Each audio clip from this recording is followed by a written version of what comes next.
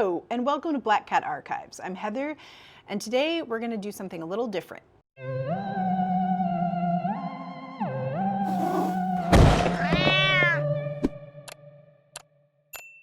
Hello, welcome to Black Cat Archives. I'm Heather, and this is my channel where I review all things horror, mystery, thriller, suspense, and more.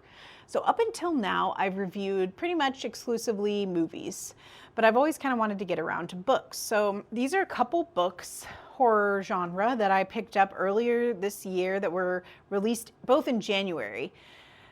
And I'm finally getting around to doing my reviews of them. So we have Our Winter Monster by Dennis Mahoney. This is the first book that I have ever read by Dennis Mahoney, and I really enjoyed it a lot. It was I'll get into, of course, more details here in a minute, but very engaging read, very quick read, very well written, great character driven sort of horror. It's like a monster movie, but character driven, if you will. Okay, so there's that. And then the other one I read was Witchcraft for Wayward Girls by Grady Hendrix. Now, Grady Hendrix, I've read like Horror Store and the Final Girl Support Group, and I've always enjoyed his work. This one I really was excited for, and it also was a very engaging read. Very different tonally than Our Winter Monster, but very good. Another great, very engaging, can't put it down sort of read from Grady Hendrix here. So we'll talk about this one second. I'm going to start out with Our Winter Monster. So here we go. Our Winter Monster by Dennis Mahoney, which, like I said, this was the first book that I've read by him. He has a couple other books, Fellow Mortals, Bellwether, Ghost Love, and My Heart is Full of Blood. I think he may also do like some TV or screenwriting as well. But yeah, this was really a great read. I'll go ahead and read you the synopsis here. For the last year, Holly and Brian have been out of sync.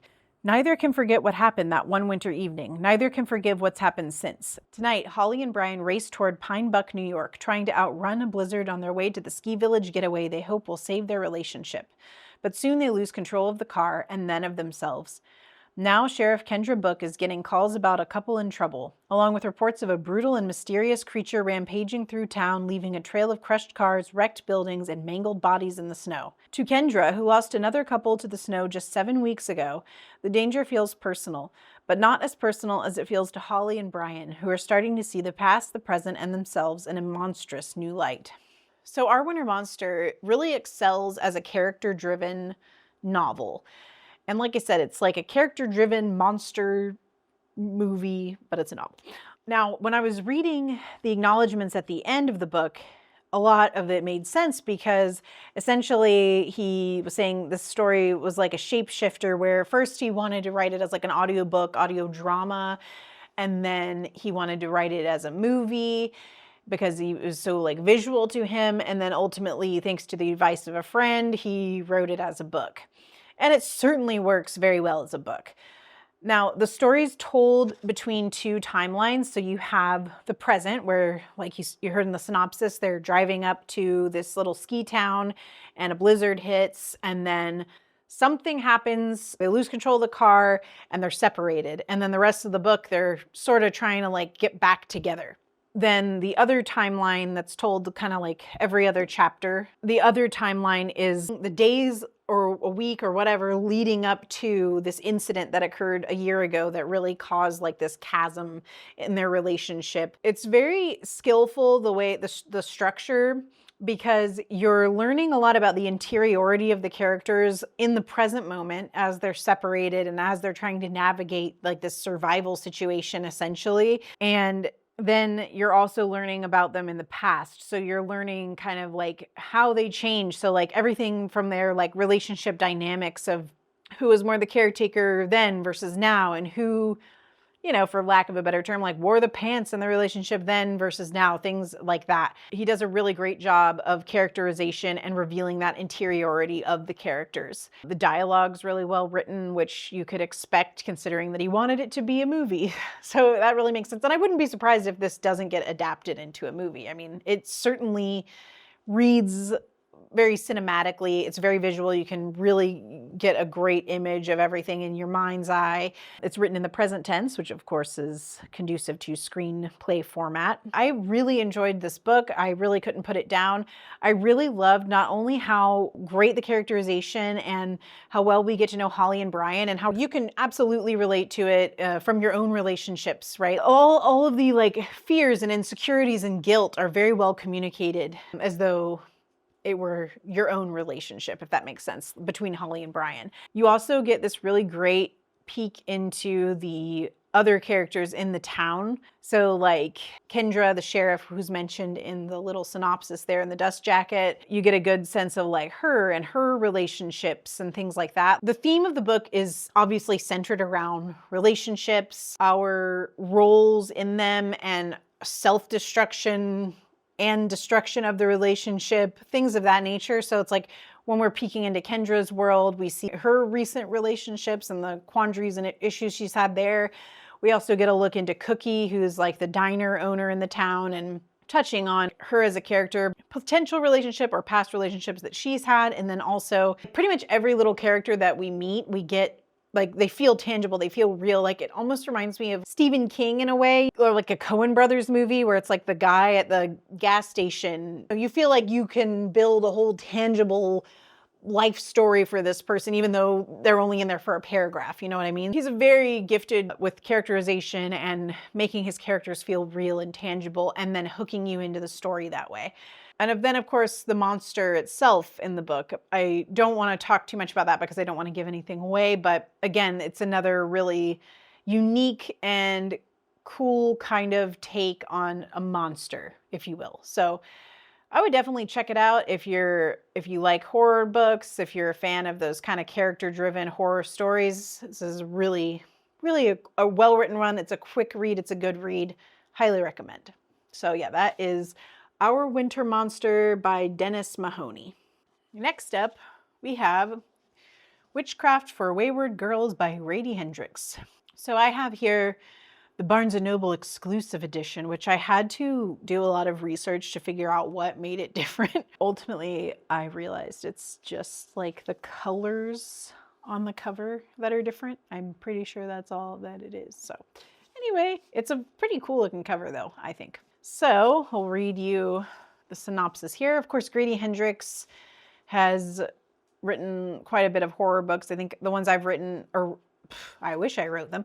The ones I've read are Horror Store, the Final Girl Support Group, but he has a lot of other ones like How to Sell a Haunted House, The Southern Book Club's Guide to Slaying Vampires, blah, blah, blah. He's got a lot of cool books. He is a really cool, fun horror writer. Here's the synopsis of Witchcraft for Wayward Girls. There's power in a book.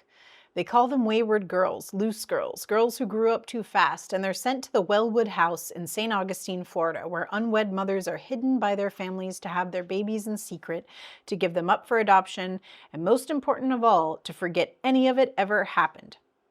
15-year-old Fern arrives at the home in the sweltering summer of 1970, pregnant, frightened, and alone. Under the watchful eye of the stern Miss Wellwood, she meets a dozen other girls in the same predicament. There's Rose, a hippie who insists she's going to find a way to keep her baby and escape to a commune, and Zinnia, a budding musician who plans to marry her baby's father, and Holly, a wisp of a girl barely 14, mute and pregnant by no one knows who. Everything the girls eat, every moment of their waking day, everything they're allowed to talk about is strictly controlled by the adults who claim they know what's best for them. Then Fern meets a librarian who gives her an occult book about witchcraft, and power is in the hands of the girls for the first time in their lives. But power can destroy as easily as it creates, and it's never given freely. There's always a price to be paid, and usually it's paid in blood.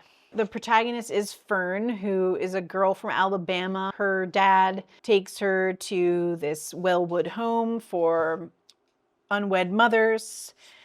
She's very upset about being there. She's only a sophomore, but she was in the senior play in the leading role, and now that's all like being taken away from her. When I first heard about this book, I think I saw some other people with similar reactions where it's like, that seems like a very bold choice of subject matter for a man to choose, right? To write a book about these wayward girls, these unwed mothers. Yeah, I mean, the stigma surrounding unwed mothers and teenage pregnancy and things of that nature is obviously not what it was back then. My point was, it was very interesting to me that he, being a man, chose to write a book about wayward teenage girls, right? In the unwed home for mothers. But he did so very tastefully, very delicately. You can tell he did a lot of research. He handled a very delicate topic very carefully and sensitively. And it comes across that way when you read the book. I think that for me, I mean, this book like brought me to tears at certain points. I really felt connected to these girls. And I think what's special about this book is that there's a lot of depth to these characters. Like, even though on the surface, you know, like you have like the lady who runs the home, and she is this very straight-laced Christian woman. You learn about her backstory, and her father had started the home. You learn about all these girls, like, even though the irony, of course, is that they're brought to this place and they're not allowed to use their own names. They're not allowed to talk about their lives outside. It's like this little chapter of their lives is supposed to just be this blip, and they pay the consequences of their immoral actions, and they're gone, you know? And then they never think about this again. The baby gets adopted and they have a chance at a new life, right? But during this time, they're going to pay the consequence, you know? And so, yeah, I think he does a great job of having a variety of different characters that have different perceptions on their pregnancy and what they want to do, and all told to us through the eyes of Fern, who is a really great protagonist, because she's, you know, nervous at first. You sort of perceive her like an ordinary girl. And then as the book goes on, you learn she's got some teeth, you know? And I love how they find witchcraft, and it's supposed to be like this saving grace for them, but it has a price too. It might be an even worse price than the one that they're paying right now. Of course, the grass is never really greener, right? And some things only time can heal. That's what's really interesting about this book, is it's not like anti-religious or anything like that. Because, you know, of course, the house is like Christian and based in this kind of Christian ethics, but they have their own problems, you know, like they're not treating these girls true to their faith, really, the way that they shame them and all these kind of a thing. So then the girls, of course, are trying to turn elsewhere to feel something real and like emotionally comforting. They're sort of lured in by the witchcraft as an answer to their prayers or their problems, only to learn like, no, that might even be worse. It reminds me in a way of like American Horror Story Coven, where it's like the coven is not really the fix-all to the problems, you know? It only kind of creates more deeper, more painful problems, you know?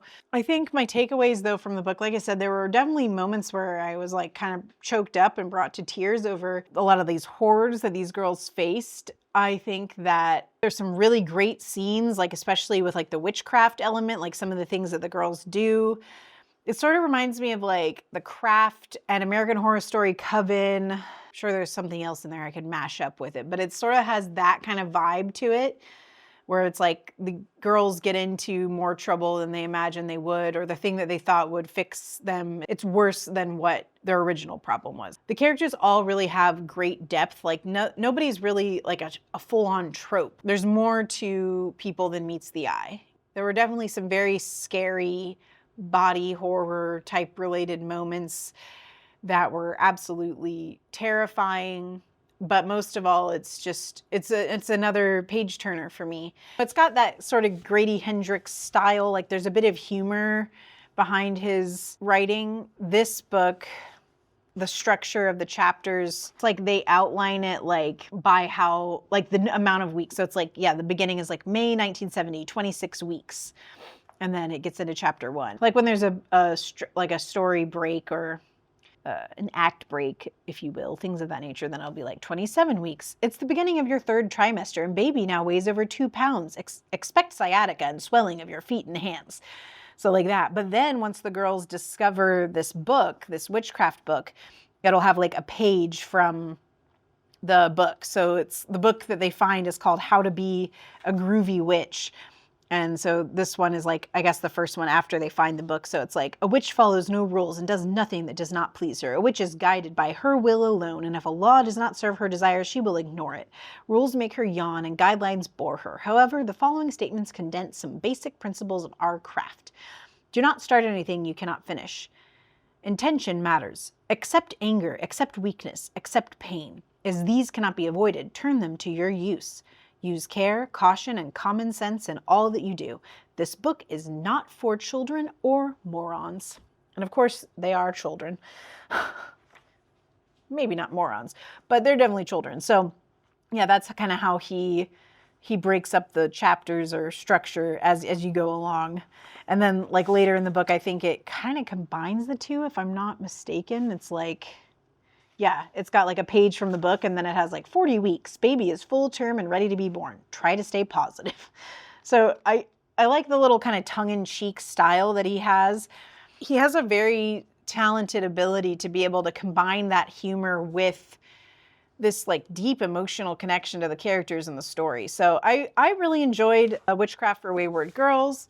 It's probably my favorite Grady Hendrix I've read so far, just because I do kind of have like a thing for like teenage girl books, and I really thought it was a well done exploration of these kind of themes, like the good versus evil. And I know it sounds weird talking about a book called Witchcraft for Wayward Girls, but like the realistic nature of it, because you're dealing with a subject matter that absolutely was reality for so many girls. These homes for unwed mothers were around for a very long time, and a lot of girls went there. In a way, it's like a historical fiction combined with this witchcraft element, which is all very interesting. And like I said, it's like the witchcraft is not the beacon of hope and light that the girls hope it is. And I really enjoyed this one. So definitely go check it out. So that's what I've got, all I've got for these two books. So I'm definitely going to be reading some more horror releases this year. So I will certainly make some more review videos as I go.